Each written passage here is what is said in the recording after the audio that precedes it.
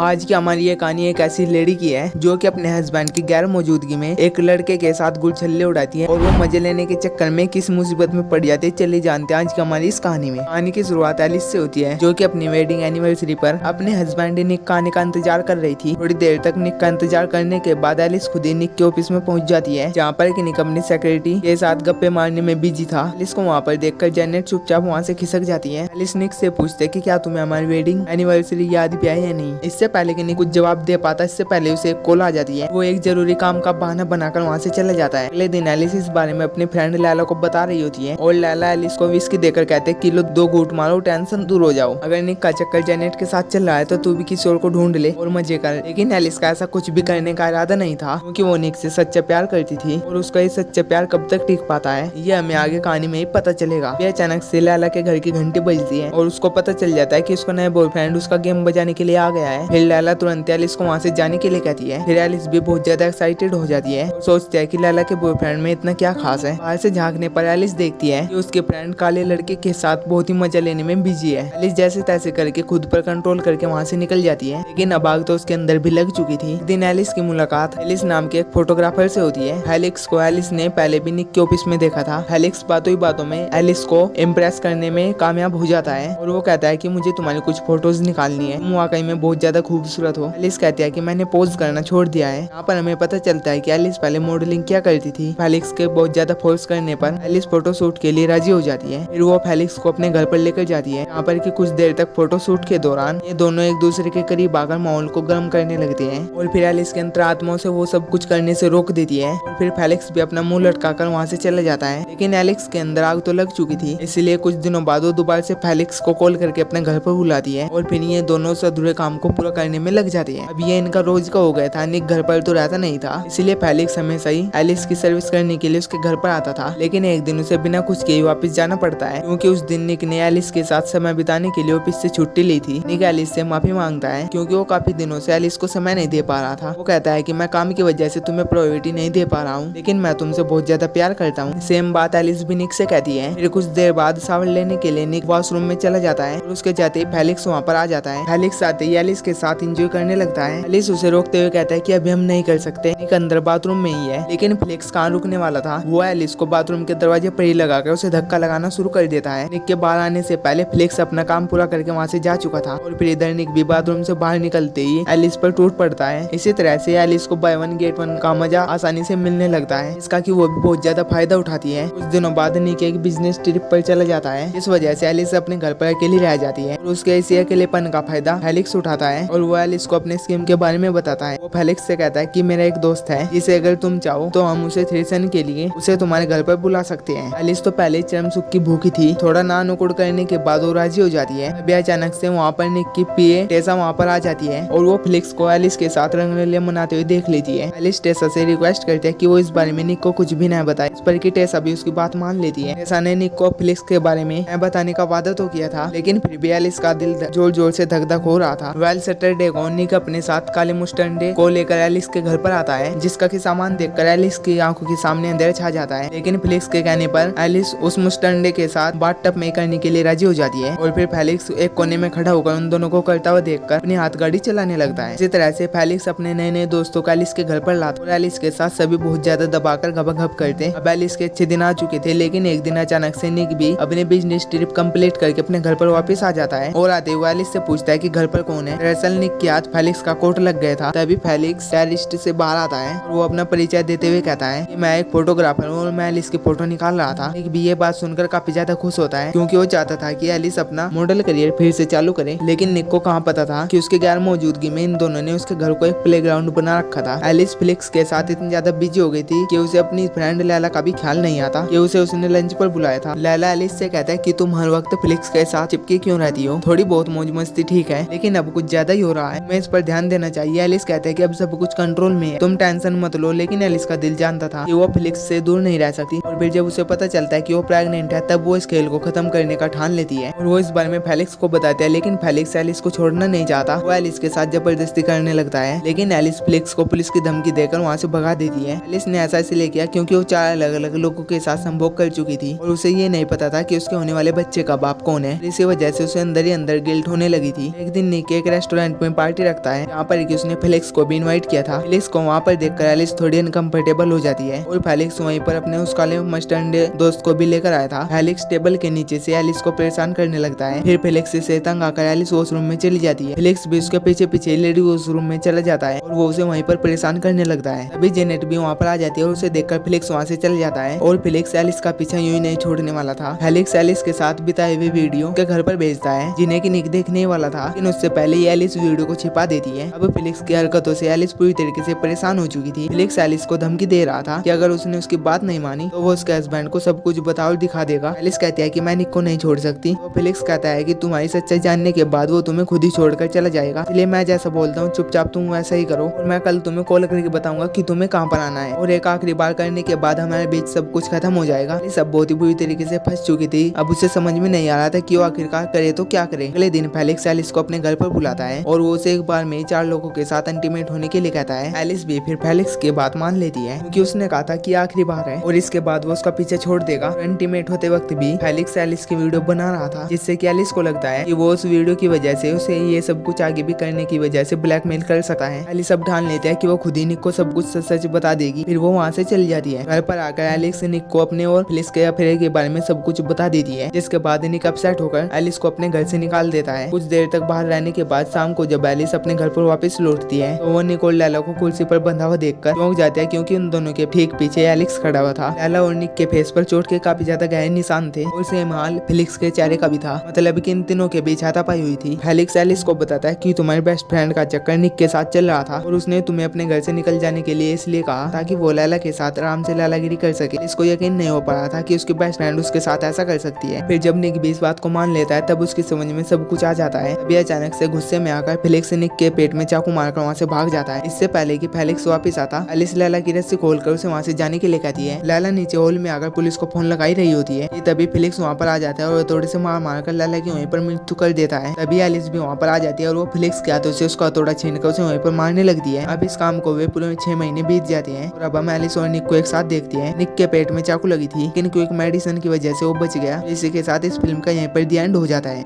अगर आपको मेरी वीडियो कहीं से भी अच्छी लगी हो तो प्लीज मेरे चैनल को सब्सक्राइब कर दीजिए। प्लीज कर दो यार, मुझको बहुत जरूरत है।